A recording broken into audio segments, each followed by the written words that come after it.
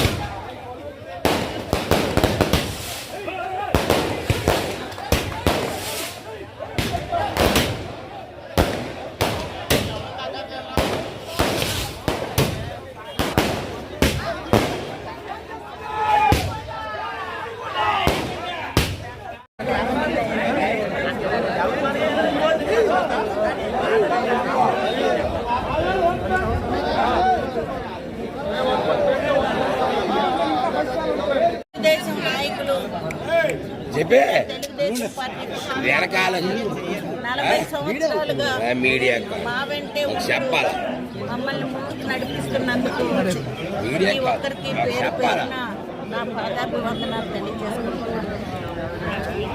ఏ రోజు మమ్మల్ని వదలకుండా ఉన్న మాటని నేను ఈరోజు గౌరవించుకుంటున్నాను.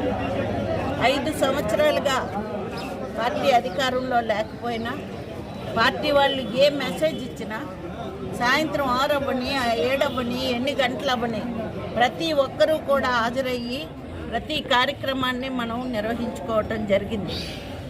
ఆ విధంగా ఈ 5 సంవత్సరాలు నేను పిలవగానే రావడం, మీరందరూ కూడా ఎంతో జాగ్రత్తగా తెలుగుదేశం పార్టీని ముందుకు తీసుకువెళ్ళడానికి నడిపించారు.